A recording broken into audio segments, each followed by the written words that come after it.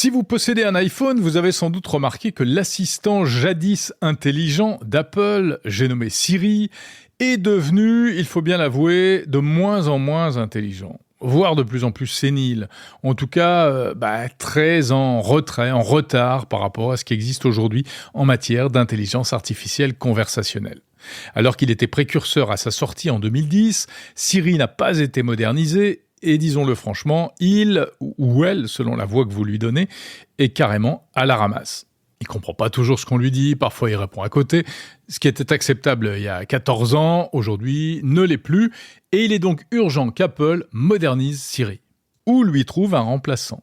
Eh bien, ce remplaçant pourrait bien être l'outil le plus avancé du moment, à savoir ChatGPT. Alors j'ai pu tester récemment le nouveau ChatGPT, en quelque sorte le modèle GPT-4o qui sortira prochainement, dont la principale caractéristique est l'incroyable vitesse de réponse aux questions qu'on lui pose oralement, au point qu'on a vraiment l'impression de converser avec une personne, ce qui est d'ailleurs presque un peu troublant. Et à l'instant où j'ai essayé ce GPT-4o, je me suis vraiment dit que si Apple décidait un jour d'intégrer cet outil dans l'iPhone, ils allaient vraiment casser la baraque. Eh bien, ce rêve pourrait bien devenir prochainement réalité. En effet, selon le site américain The Information, la rumeur qui plane depuis quelque temps, il faut le dire, selon laquelle Apple et OpenAI seraient en discussion, cette rumeur se confirme.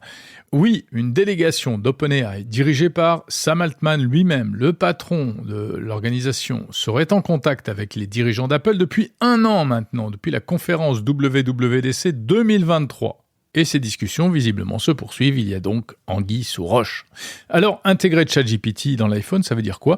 Ça voudrait dire mettre nativement l'outil conversationnel d'OpenAI dans la prochaine version d'iOS, le système de l'iPhone, et surtout le connecter aux fonctions de l'iPhone. C'est-à-dire qu'on pourrait non seulement, comme on peut déjà le faire directement, lui raconter notre vie, lui poser des questions encyclopédiques ou d'actualité, mais aussi, et ça ce serait la nouveauté, lui permettre, interagir avec l'iPhone via la commande vocale.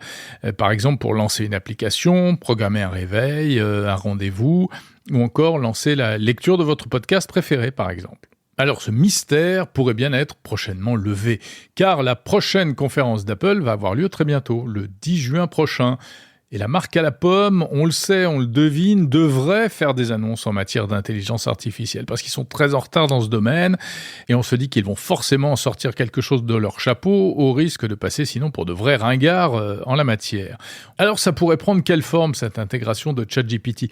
Connaissant Apple, on se dit qu'il est peu probable qu'ils le présentent comme ChatGPT. Ils vont peut-être tout simplement rebooster Siri avec GPT-4o grâce à l'API d'OpenAI, la passerelle logicielle qui permet d'utiliser le moteur d'intelligence artificielle dans des applications spécifiques. Ou alors, au contraire, autre option, ils commenceront modestement avec un partenariat officiel et on aura ChatGPT sous son vrai nom.